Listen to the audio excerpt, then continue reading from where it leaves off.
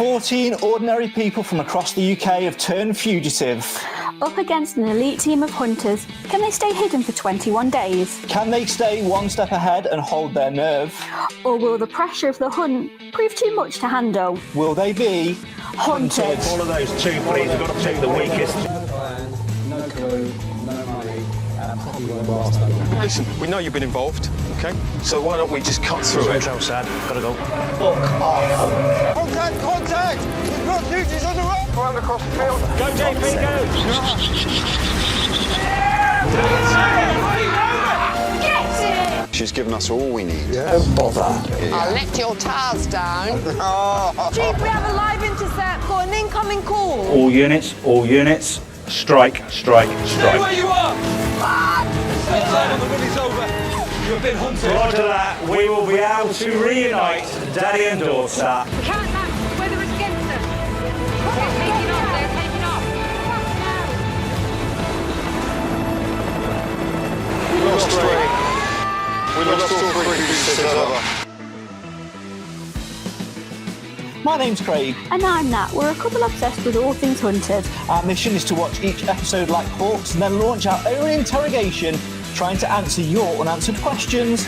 Like, who came up with the idea to add a fresh twist into our classic game? Would a £10,000 lure be enough for you to put your head above water? What would former fugitives do if they were faced with the same dilemma? And what exactly are the rules to the 10k dead drop? We all know we have to have the answer to silence the dipshits. Nah, let them come at me. It's entertainment. This is the Hunted Podcast.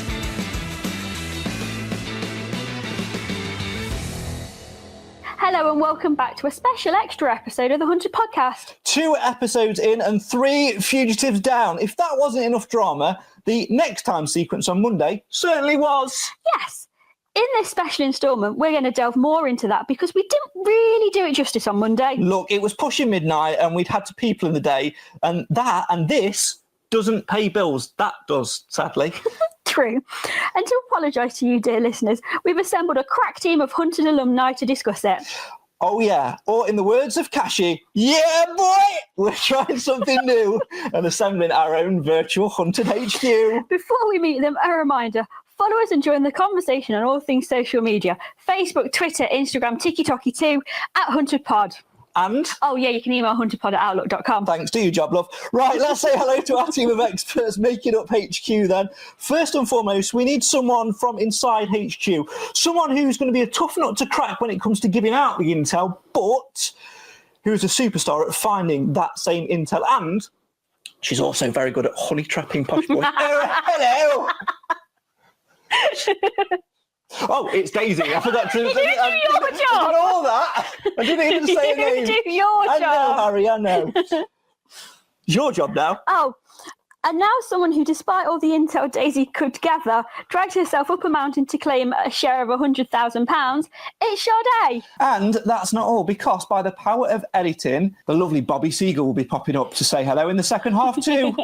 First though, let's remind ourselves of that teaser. Drop of £10,000. What? What is going on at the Library of Birmingham? They're going there to collect something, aren't they? 2 minutes, up. Get there! Let's go. With a black rucksack. That so far then is the so far unseen Sean and Marie in a car receiving information on a phone screen, a dead drop of £10,000, an intrigued looking Daisy, a library in Birmingham, some screeching Volvo tyres, and what appears to be a hunter trying to stop you buying more books. Me? Yeah, you buying more books. Oh, no one would ever stop me buying more books. They absolutely wouldn't. I wouldn't even let them dare, to be honest.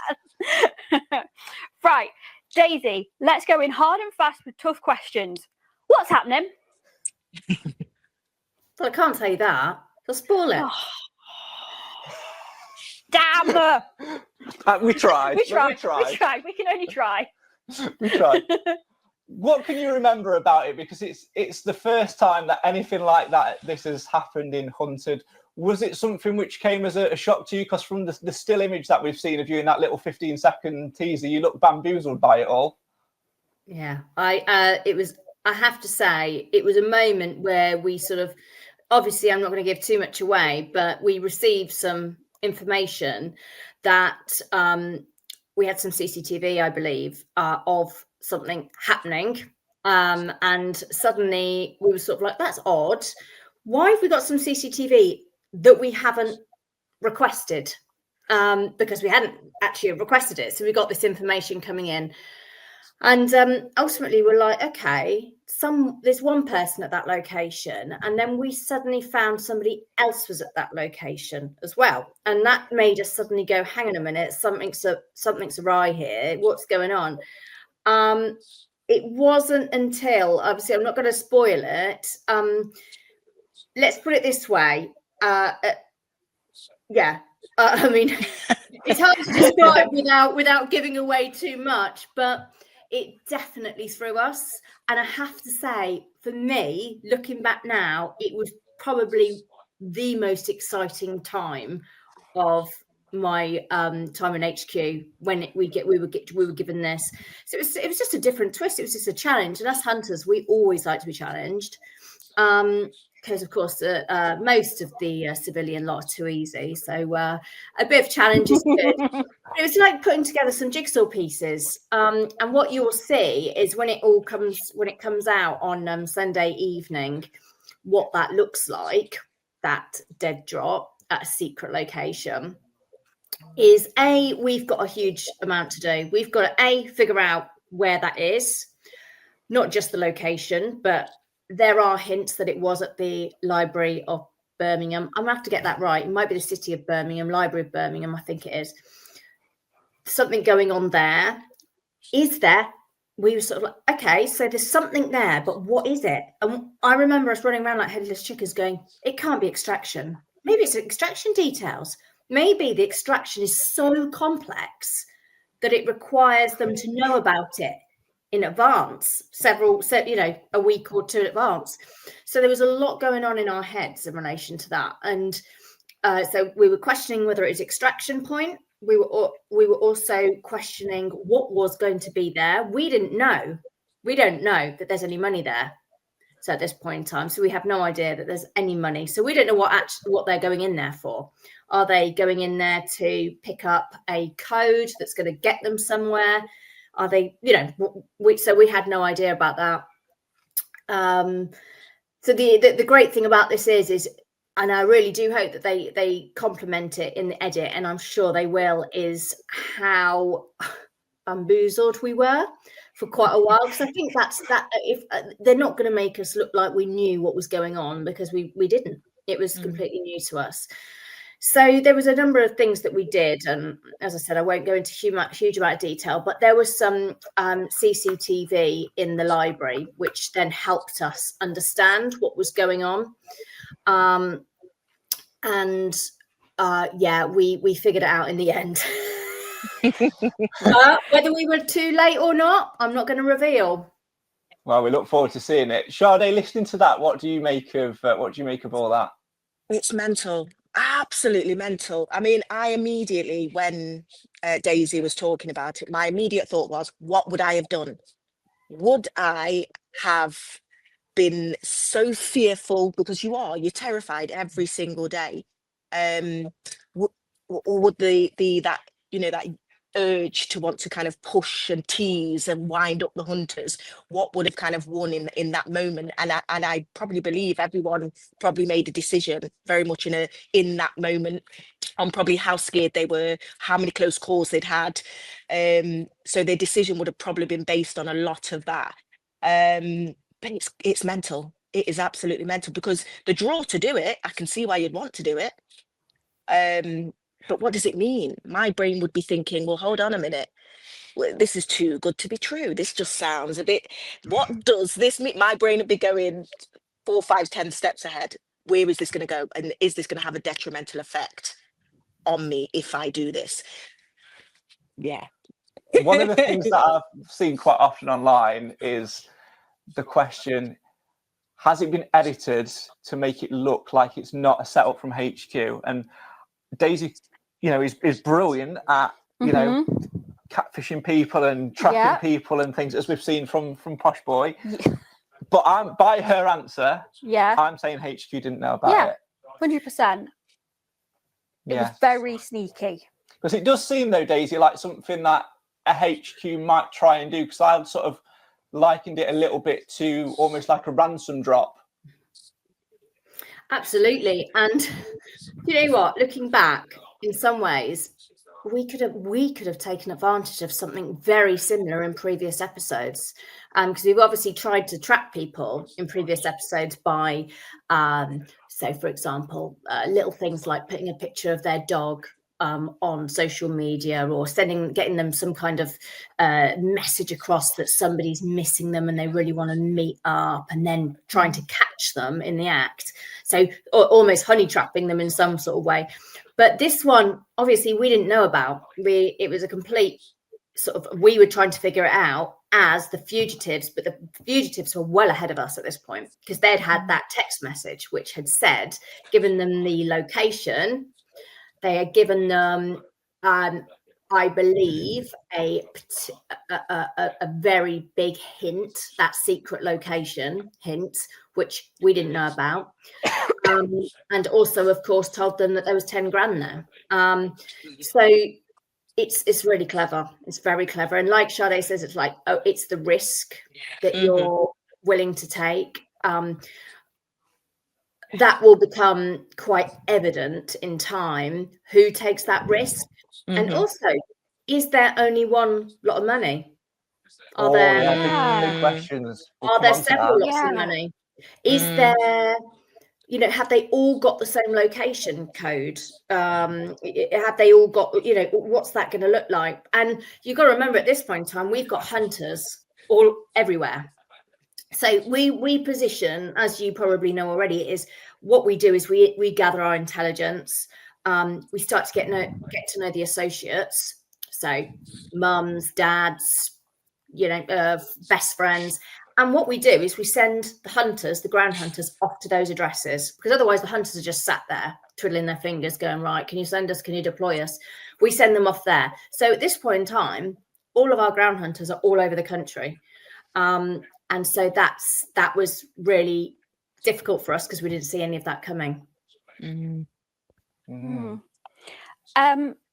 Sade, away from being part of the show, as a viewer, do you think the whole 10k drop, hidden sort of extra bit, makes the show stronger?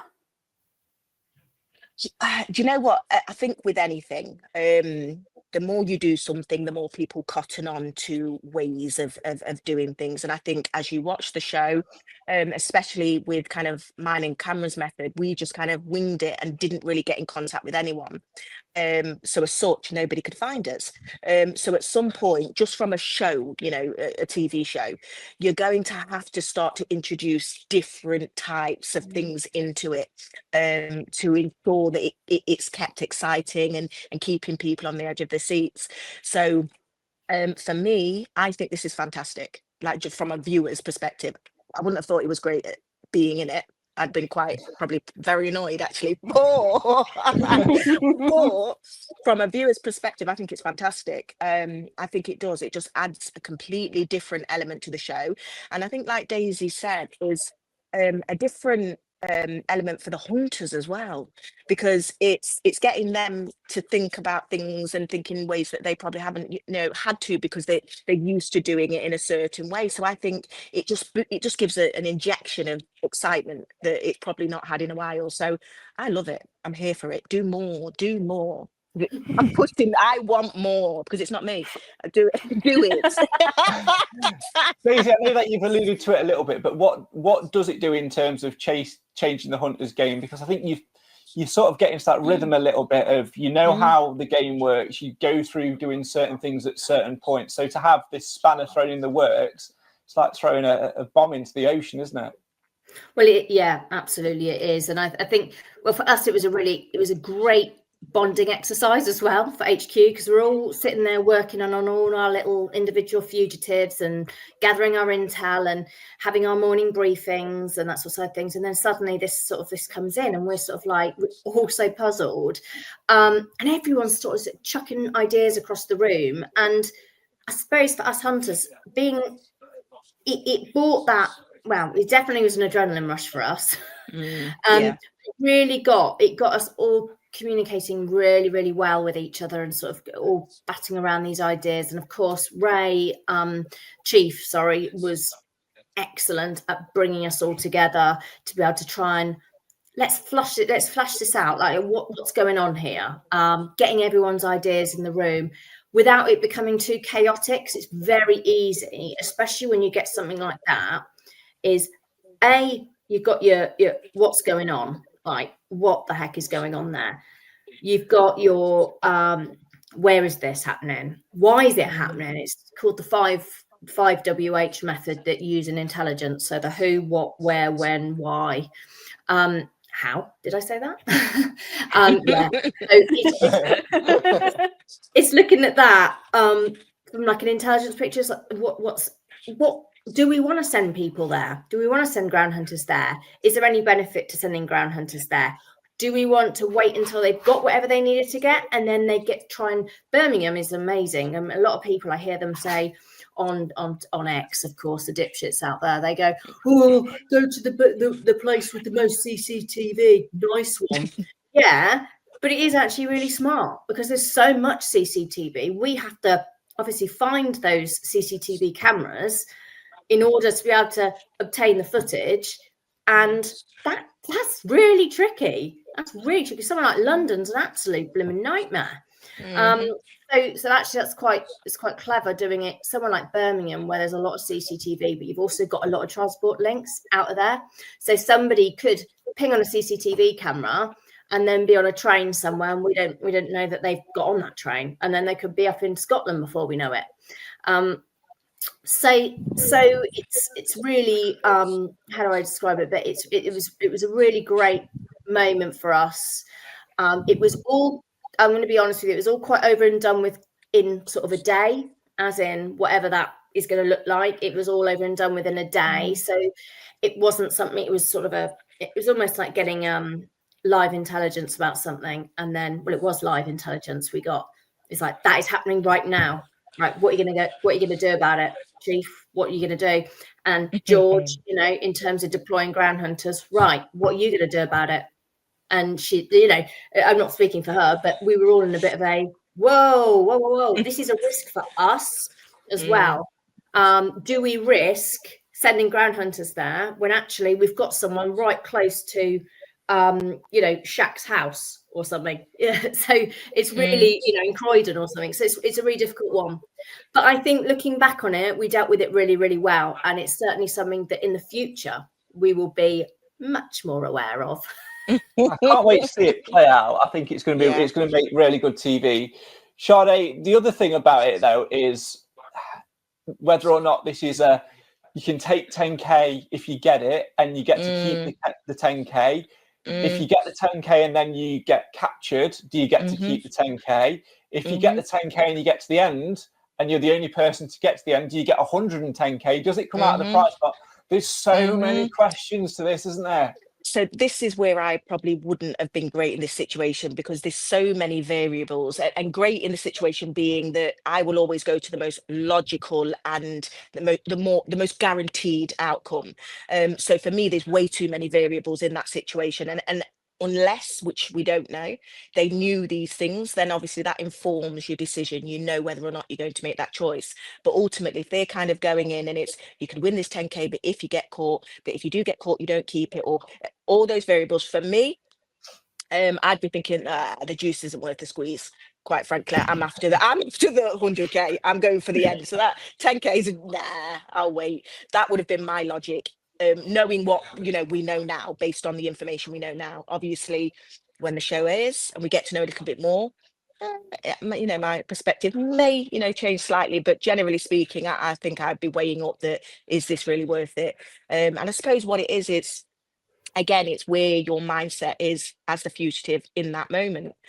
So for me, I was always aiming to win. That was always my goal. There was nothing else in my sight. So others may not be viewing it like that. They're there for, just for the experience, or, just to, give it a go. And I suppose those things definitely influence your choices. But yeah, way too many variables for me. It's definitely complex, isn't it? It is. I definitely want to find out the answers to those questions. Like, does it come out of the main prize pot? Yeah. Is it an additional extra? Do you have to exit the game? Do you lose it if you Yeah. get captured? But I think Is it just one lot? Yeah, is it just one lot? Is it 10K Does it for get everyone? does it get split? Yeah. How does it get split? Yeah. Is it like a mini prize? Is it like a mini extraction? Because There's a lot going imagine, there. what if all 10 of them go, and then you're risking it for £1,000? Like, no, I'm not interested. Absolutely not. And that's the thing, you just don't know. And then imagine if you've been you've been under the radar, and you've got a great game plan, and then you go and risk it and get caught. Oh, I just don't think it's worth it. I just hope they haven't all done it. I'm talking myself out now. I hope none of them have done it. I don't know whether I would, to be fair, because I think there is all of that questions. Because if you think like statistically about where people are in the game, this is I'm going to guess you can nod, smile, scratch your nose, whatever you want to do without saying yes or no. I'm going to guess that this is probably within the opening week of the show, of them going on the run. It must be around that. It's hard to go back. Roughly. It's fairly early days. It's not first 3 days. Let's put it that way. No. Yeah. So my point with that is, let's like, on average, I think you're probably looking that first 3 or 4 days, unless someone does something really stupid, like tries to hide behind a wall, which isn't a wall, or something like that. You're not really going to get captured, because there's so much of like intel gathering to like get you back in the game after the launch.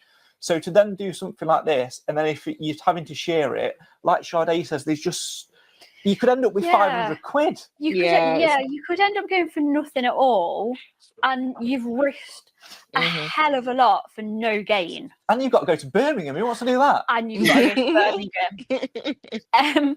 So, Daisy, if you were a fugitive, what would you do in this situation?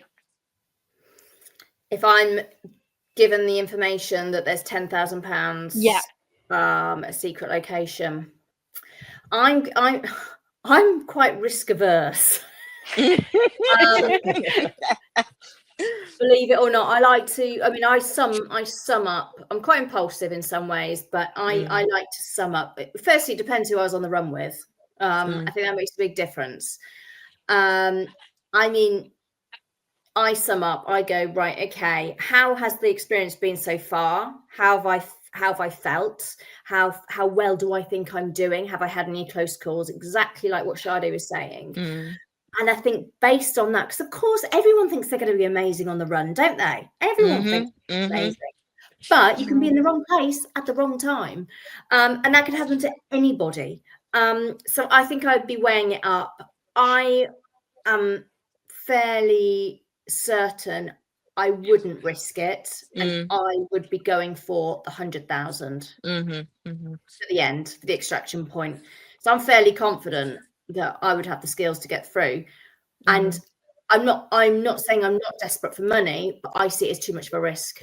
Yeah, I think it would be as well. And I think there's so many variables about it. I just hope that whoever does the edit of it, and whoever's been working on that, I know it was Clear Cut TV who did it in the last series, I don't know whether they're still doing it or not. Whoever does it, I just hope that they really take the time to get it right and make sure that the information does come across to us in terms of, it's whether or not it's going to be split, whether it's the first person to get 10K or not. Because if not, I mean, I can just see the dipshits exploding on X. And as much as I want to see that, especially on Monday, I just feel like this is like, it's on a tipping point of whether or not it's going to like really elevate it and get people talking and make it a water cool moment.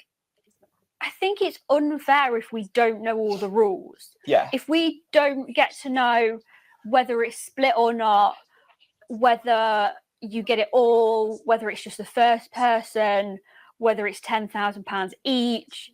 I think if we don't know, we're all going to be a bit confused and be a bit like, oh, well, why are you doing it? Yeah. It's one of those points where we need to know. Yeah. Yeah. definitely is.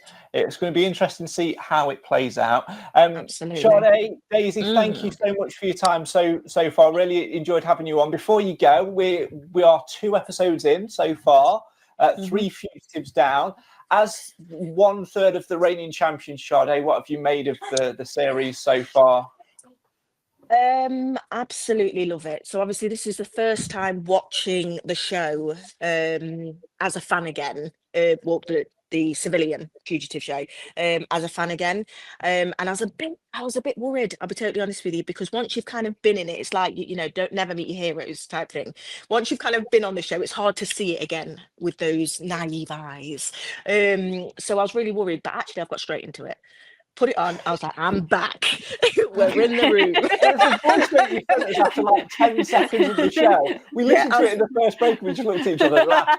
Yeah, I was like, I'm back. I'm a fan again. I'm back. I've absolutely loved it. I really, really have loved it. I think the array of fugitives that they've got with the, you know, the different relationships, I think are going to be, as we start to see them more, I think are going to be absolutely fantastic. Yeah, I'm just really enjoying it, and this twist, like I say, I know I've gone back and forth, I sound a little bit psychotic myself, because at one minute I'm like on board with it, and then the next I'm like no, but I love it. I do love it, and I actually can't wait to see who is foolish enough to go for that 10k. I'm going to put it on the table that I actually think somebody's going to get caught from this.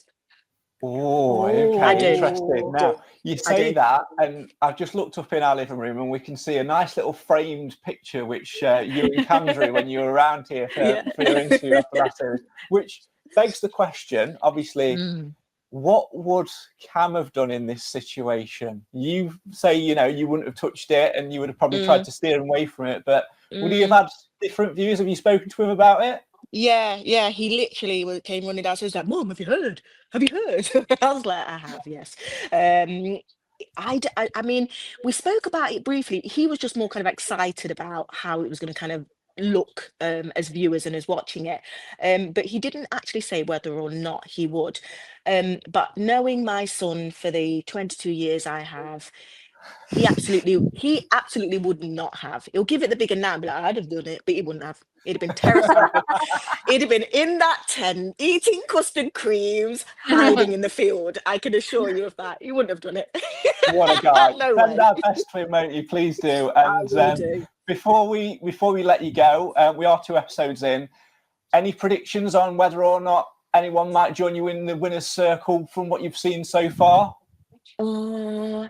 I really hope so, but I'm not sure. There's just not been enough to be able to see. And I think I spoke to you when I spoke to you last time about it, that there's been a lot of contacting their contacts really soon into the show, which doesn't bode well when they're just being so active and so kind of on the radar so early on. But we haven't seen the rest of them yet. So as much as I'd love to be bold and put something out there, I genuinely don't know at this point, but I really, really hope that we do get some fugitives. Obviously, always team fugitives, so I hope we get someone to join the winner's circle, at least one. Interesting. Wow. Daisy, we'll finish with you. Obviously, you know, you were in HQ for it. I know you're super excited about it. I imagine the group chat will be popping off over the weekend if everyone's sort of reliving it and everything. But from what you've watched back so far, what memories has it brought back? Because it was a few months ago. It doesn't seem like that long. It actually only seems like 2 minutes since we were coming to say hello into HQ. Yeah, you're right. It is such a quick turnaround this time. They're really keen to get it out. I know that. It was a great slot to have. Channel 4. It was a good slot to be having. One of the observations that I've had from this series so far is, and I don't know whether it's just me thinking this, but I have spoken to the HQ, the HQ lot on the Hunters chat, and we do feel that there is more investigation going on, a little bit more of like following the investigation a little bit more, especially with the ground teams. So sort of that moment where on episode 2, where they went and interrogated the sat nav, the car sat nav, and I quite liked all of that, and that's, I think, I don't know whether I feel like that might have been something that might be missing a bit. And whether it's because they've now got their episodes, you know, Sunday, Monday, and they can sort of roll it like that, which makes me really excited about it, because of course that's the best bit. That's the bit I enjoy seeing, is the investigation and saying, oh yeah, that was what we did. And I'd like to think you get less dipshits from showing more investigation. I think you probably might end up just getting more, because they're just dipshits. They'll always be dipshits. But yeah, so that was my thought. I'm really pleased. I really liked the second episode. The first episode was great, but of course I knew what was going to happen. It basically, the first episode, Stansted was chaos, but we knew we weren't going to get anyone there, because it's, you've got a heli in the sky. You haven't got anything else, you know. You haven't got ground teams. You've got ground teams there, but they're fairly far away. Yeah, it's all good fun. We asked you what your favourite biscuit was, but we've done that with both of you. Yeah. Because you did a little voice note when you couldn't do Daisy. Yes, because I was at work. What was the other one? Did we do Ice Lolly? I can't remember. I don't know. We've had these two on so many times. I can't remember. If we've done Ice Lolly. No, should we just do that one? What about crisps? Yeah, it's a good one. Yeah. What's your favourite crisps? Frazzles. Do you know what? I'm going to be honest, guys. You've done crisps with me. You've done biscuits. You've done ice lollies. You're going to have to come up with some new stuff now. You really are. Yeah. Cake. Oh, cake. I'll give you that. Cake. Okay. Oh God, guys, you put me on the spot. I do like a lemon drizzle. Oh, lemon okay. drizzle. Solid choice. Solid choice. Victoria Sponge. Daisy, thank you so much for your time. We're going to let you get back to your evenings. We're going to take a quick break, and when we come back, by the power of editing, we're going to have a mathematical genius. I should have done a joke here about what do you get when you put two podcasters together with a mathematical genius, and you go, and the answer would have been superb editing. Want to do a slush noise? Welcome back to the Hunted podcast and part 2 of our very special 10k dead drop teaser thingy-mabobby. Let's be honest, the name needs work, doesn't it? Now, by the power of editing, for you, dear listener or viewer, because we're going to put this on our YouTube page as well, it will have appeared like a matter of seconds or a minute at most between the two parts. But for us, been to bed, we've had a shower, we've got changed, we've been out, and now we're sitting down again to do this again, and we've got another guest on screen. Yes. And let's be honest, we both said to each other in the car on the way back here from shopping this morning, shall we put a bet on what t-shirt Bobby Siegel is wearing? We didn't need to, because we knew it would be the Sorry Jordan t-shirt. Hello, Bobby. Hello, Sorry Jordan. Of course, it's always. I think I wear this every time I come on your podcast.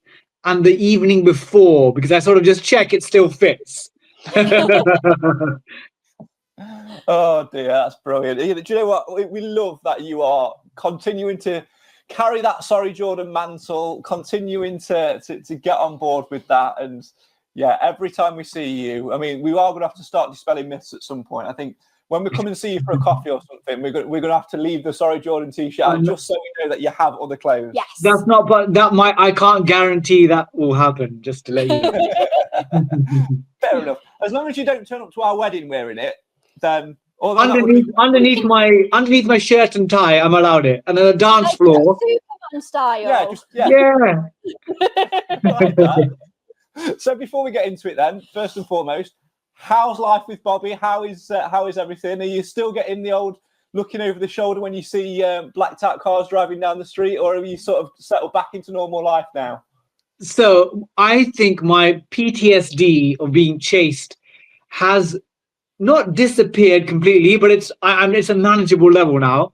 But what I will say is that every time this series, whether a celeb series or a new like civilian series comes out, all the flashbacks. I was watching episode 1 and memories of my time in the run. Some bits that didn't make the airing or the edit flashes back. So it's almost like that post-war PTSD. Definitely it's there, but it needs something to shake up. And like watching the episode brought it back. Mostly good memories, but the things which are off camera, the close shaves, the starvation of the show, because you don't get much food, to be honest. It all came flooding back. Now, speaking of food, have you managed to pair back up and go and enjoy a calm Nando's yet? Oh, do you know what? My family do mock me about Nando's occasionally.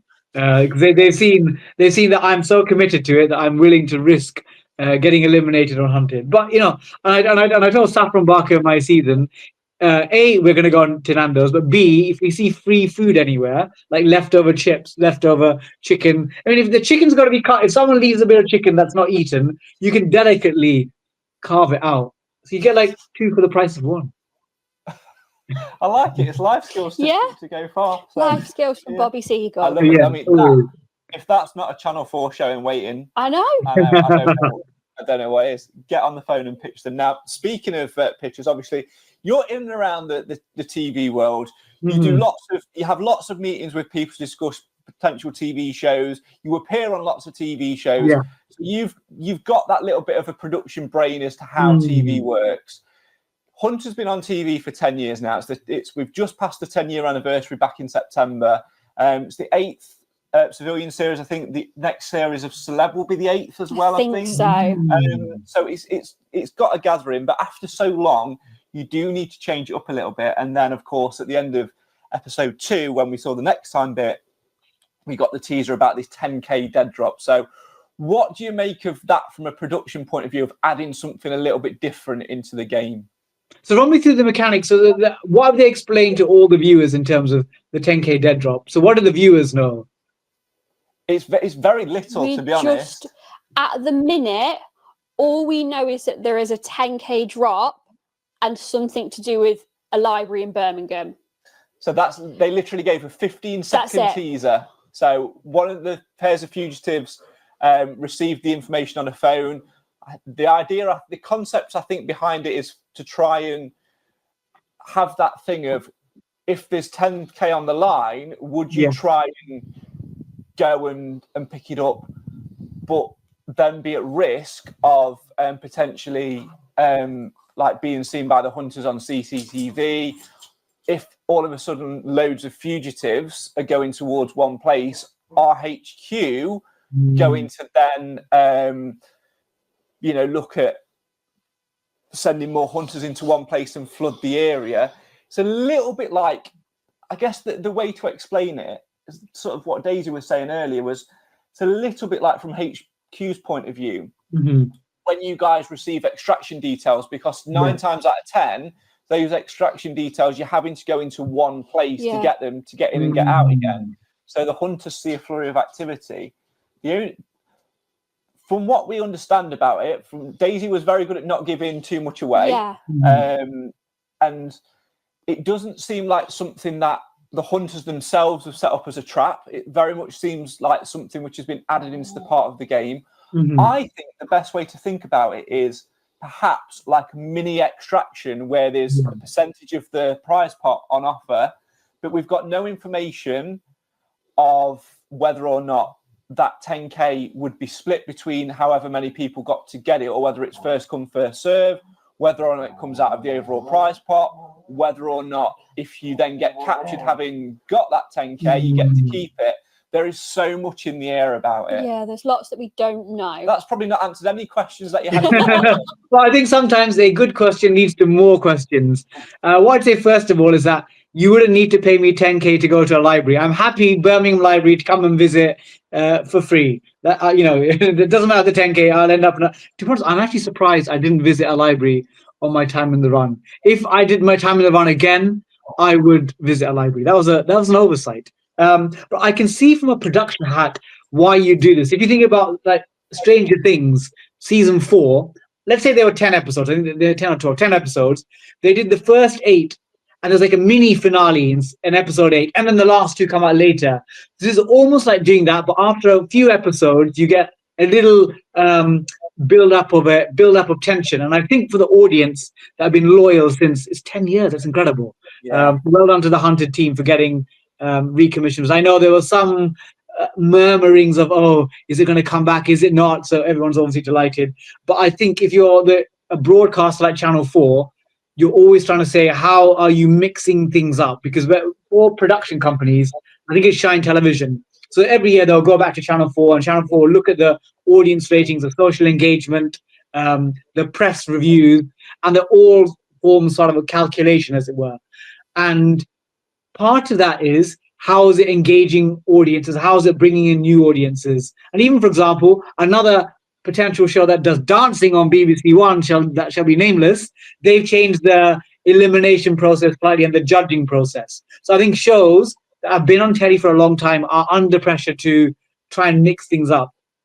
And I think on Hunted and the civilian one, they are entering because there's a big cash prize. Obviously, you want to give one to Raymondo and the crew, but you want to win the cash prize. So for people that perhaps think maybe the 100 grand at the end, lasting 21 days is a long time, actually something early on, an intermediary cash. To be honest, I would have made it a bigger cash drop than 10K. Because 10K, if I'm on the show for thinking there's a massive prize available, 100K, I'm thinking if I end up at the library, obviously the eyes, like Eye of Sauron, I think. That's what HQ is like. You got the Eye of Sauron. Is that Cyberdog's eyes? Cyberdog's eyes. The Eye of Cyberdog. It's moving around, scanning. Now, those eyes are going to be firmly on that library. So if I was on the show, I would be very hesitant, library aside, to go and take that 10K, because the likelihood is it's almost like in my series when we had the extraction information. In a weird way, I've seen some criticism on social media that obviously on my season, I think it was 14 days, 14 or 12 days. Gosh, I should remember my own. Let's call it 14 days. Yeah, let's call it 14. Yeah. So on day 12, we found out where to go for extraction information, where to pick up the phone and call. But at that point, when you make the call, HQ know where you are. So you might have done brilliant hiding for the last 10, 11 days, but it's like there's a clean slate. It's almost like in my season when we came out of the prison, or on this one where they escaped from Stansted, HQ know Cyberdog's eyes are right on you in that particular moment. So in some ways, all your previous subterfuge and your skills of hiding have all been eliminated. So it's a big risk, but a key thing is, can you keep the 10 grand? Because if you can't keep the 10 grand, then what's the point? I suspect you will be able to keep the 10 grand. As otherwise, you've got to make it right to the end. So it's almost like 100K versus 110K, which isn't worth the risk. But if it's 10K versus nothing, then maybe someone might be thinking, oh, I've got that leaky roof to fix. Or, that holiday in Marbella is not going to pay for itself. Now, you see, I was thinking about this overnight because when we had Sade on in part one, she was very much saying there's too many variables for her and that she wouldn't be willing to go for it because her eyes are always going to be on the bigger prize. Yeah. But for me, 10 grand is a lot of money. Yeah. And if I was, I could do a lot with that. That would sort of massively. It would set us up for the future. And I'm thinking if I could get my hands on that and be first to do it, would I then be as bothered if I then got captured later on in the run? I think I'd only be okay with it if I got to keep it. So say I get captured and they take it away from me, I'm going to be a bit like, oh well, I've wasted the chance of getting 100. But if I get captured and I can keep it, then there's more chance that I'm going to do it because then if I get that 10K, then I know, oh, I've actually won something. And also, I think I do think the fugitives will know. I mean, it's no secret. We've spoken about this many times before. And you'll get more information on this at the end of the year. For reference, Bobby, when this filmed, we were invited by Shine to Hunted HQ, and we've recorded a behind the scenes podcast, which we're going to put out at the end. And we literally got to go around all of HQ and look at how it all works. And I don't think it's a secret to sort of say that, when you're on the run, you obviously have a follow crew with you and you've got a producer and a camera team and everything. And your producer at some points will relay certain information, like, for example, it's day 12 today. So at some point today, you need to get yourself to a phone box because you need to find out extraction details. So they would have had this thing of, we're doing this 10K dead drop. You need to access, let's say, a burner phone, or you need to get to a laptop or something to find this information. But they will be told the rules around it as well, whether it's, everyone gets a share of the 10K if you get there, or it's first come, first serve, and then you make your decision based on that. So I hope that all of that's included in the show on Sunday night. But I want a full breakdown of the rules. Yeah. Otherwise, it's going to be dipshit heaven. Yeah. And it's interesting because Sean did a really good job, because obviously we went to HQ and had a look around and literally spoke to every department going 4 days before extraction. Yeah. I remember them saying, I remember someone saying there's a twist. Yeah, but we had no idea what it was. But we had no idea what it was. They never let onto it. They didn't tell us anything. They just said, you're really going to enjoy it. There's a twist. Done. This is a twist which we've never done before. Yeah. That's literally all we knew about it. So, yeah, I'm hoping we get some more rules. But from a fugitives point of view, I think they'll get it clarified. I'm thinking now from a production point of view as well. I've been thinking about this a little bit more overnight. I personally think that it is 10K and 10K only, first come, first serve. Yeah, I think that makes sense. So otherwise, imagine if 10 people turned up, what, a K each? Yeah.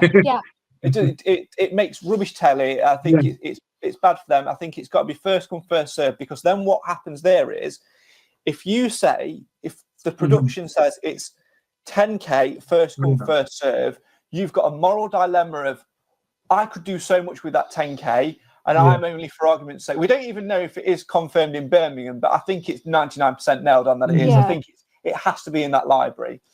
So let's, for example, say that we've nipped home, we're on the run in this situation, we've nipped home to see friends and family and done that part of it. We're only an hour or so away from Birmingham. Yeah, we're not far from Birmingham. So I'm then thinking, we could probably get there and be first to it. But if we're in London, I'm thinking there's not a chance. Or if we're like Manchester, Liverpool, Scotland, I ain't even thinking about it. So I think there's all that juggling to go on there of, where am I? How quickly can I get there? I think the dangers that as soon as there seems to be a flurry of stuff going off there, the hunters are going to be onto it. So you're putting your head massively above water. So it's all about risk factor. And I think what Hunter does so well and has done historically, Bobby, over the years is play that psychological game. And this is just another psychological thing to throw into the mix. And I also wonder whether the types of pairings will impact their decision. For example, was it Cameron and Simran are engaged, so they've got a big wedding coming up, presumably to plan. So there might be someone, let's say Simran's like, oh, we've got to get the cash for the wedding, this could really help. So I think those things, or you might get people like, I'm trying to think, the mum and daughter, Saffron and Diane.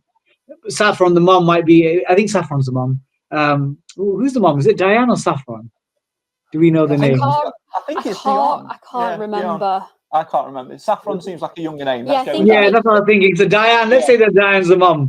Apologies if you got that wrong. But Diane might be thinking, oh, this could really help set her daughter up for the early start of her life, help towards a mortgage. So I wonder whether when people are in pairs, we will see conversations on air about whether they'll take that risk. But also, if there are people that are by themselves because their other half got captured, whether it changes their dynamics. They're like, oh, they're up against it by themselves, thinking I'm going to get 10K as like in memoriam for my my court fugitive. So it's going to be, I think actually it brings a bit of jeopardy early on, because sometimes with Hunted, even though I love the editing and the detention at the end of episodes, sometimes, again, with the nature of modern audiences are always wanting tension and drama, they might be thinking, I'll watch the first episode of Hunted because I want to see all the characters, and I'll come back in the last few episodes when there's real tension. But I think this dead drop brings some of the tension forward. It does, and I think, because it's like this series is 8 episodes. Yeah, but across 4 weeks. But yes, across 4 weeks, but it's 8 episodes. You've got to keep that drama and tension up for a long time. And if you look at scheduling as well, to think about it from a different point of view, there's definitely a reason why Channel 4 have gone for it in this slot, because what's currently on BBC One? Celebrity Traitors. Yeah. Which is it's a similar show in terms of, that sort of, whilst they're not running around the country and trying to hide, it is very much a sort of psychological battle. We don't really watch it, because we tried to watch the first series of the normal one and we didn't get into it. But I can see why Channel 4 have gone for it. So trying to keep it fresh in that twist is interesting. But I feel like Channel 4 are doing that with a lot of stuff. Yeah. Like they're putting twists into a lot of their shows. Like Bake Off, they've put twists in this year. and now Hunted's got twists. Feel like they're trying to keep people. Yeah, I mean, they've got to engage the audience some way, and if what you want to create as a TV production is that water cooler moment. You want people talking about it over the coffee, don't you? And when they work the next day. And I think, but even for example, BBC with Strictly Come Dancing this year, they've changed their elimination process, and they've changed. Before there used to be one head judge that made the final decision, but now every week there's a new head judge. And before they used to have a final pairing, and then they'd say, "Oh, and this pair, Craig and Nat, are in the elimination zone." But now they put 4 pairs up, and I'm sorry. I did dance lessons when I was younger. But this is the we can't dance, so we'd get. But this is the quarterfinals. You don't know that I put you in the quarterfinals, so you're getting quite far. Thank you. But strictly, they changed the elimination from 4 people. No, from before it was just a pair. Now there's 4 people, and 2 of them get stuck in the elimination dance. So I think there's a lot of pressure on television broadcasters and commissioners to spice things up, because the sad thing is most terrestrial television audiences are dipping a bit, but their social engagement is picking up. Even at Love Island, the audiences are not, they're not anywhere near the 2019, 2021 peaks, but their social engagement is the highest it's ever been. So these like drama bits, like the dead drops, I think will probably do well on socials as well. Yeah, very much so. You can definitely see that there's certain things that are designed to be that way, with engaging short form reels, get people talking, get it trending, and really keeping it going. So I'll give you a little production secret from other shows I've worked on. So sometimes in television shows I've gone to pitch, we'll have this conversation. I'll pitch this show. It might be called like Hunted with pairs of dogs going in the run. Let's just call it that. Hunted dogs. Your dog Harry's on the run. I don't know how this would work, but let's say help everyone. So dogs on the run. And at the end of the production, we just say, Bobby, we love the idea for dogs going on the run. But what we want to know from you is, what are the 3 clips that will go viral on social media from episode 1? So broadcasters and commissioners are now looking at, obviously the television is still the heartland. You still want people to sit down. They want that viewing moment, whether it's 9 o'clock on a Sunday or Monday. They want that box office view. But they're thinking, what are the little clips that will do well on TikTok, that will get memed? And you can even see it with other shows like Traitors. There are certain clips where there was a classic scene where Celia Imrie, the actress, this one you've got to watch, guys. She'd be really good on Celebrity Hunted if she ever had the time to do it. But she's imitating a banshee, and it sounds like a dead cat being dragged through a hedge. And I can imagine in that moment when it's happening, the camera crew, the directors are thinking, this is going to go viral on social media. So I think with Hunted, this dead drop will definitely be a moment that will get attention beyond the normal. Yeah, absolutely. Well, we look forward to seeing how it plays out on Sunday and Monday on Channel 4. Now, the final question before we let you get back to your Saturday afternoon and I go off and cry and watch Mansfield lose at Luton, is if you were a fugitive in the Civilian series and you were faced with this dilemma, you are, let's for argument's sake, say 5 days into a 21-day run at this point. Yeah. What does Bobby Seagull do? Do you try and get the 10K, or are you playing the long game? 10K is tempting, but it's not tempting enough for me. If it was, I would say maybe 30K, 3 times as much, I might start having my head turn. But at 10K, again, I think the risk reward, there's potentially 10 times up for grabs for the final. So I would steer away. Again, it would depend on conversations with the person I'm on the run with. They might say, we desperately need, I've actually got a leaky toilet at the moment. My water bill's doubled because my toilet's leaky. And they're like, we've got to fix that. That toilet's not going to get fixed by itself. And there was pressure in my ear. Then maybe I'd think about it. But I think my gut would tell me I would want to, I would have joined the show because I want to be a great experience. But also there's a massive, tantalizing 100K up for grabs. 10K isn't enough to want for me to jeopardize that. So Bobby Seagull would step away and say, leave it. It's like in a football pitch. You see a ball and you're like, it's not mine. Sadly, it's not for me. Interesting. Well, we'll see what our remaining fugitives do later on, on Sunday and on Monday. And don't forget, you can listen to the reaction. It's going to sound a little bit different because tomorrow night, Sunday, will be in a hotel. Yeah. Monday will be in a caravan. And you'll have had wine. So yeah. Okay. Do you take note? How's your note taking? This is my note taking for episodes is by paper. It's not on a notepad. So I made a little book of like papers. Oh, I love it. I love how you prepared with it. Yeah.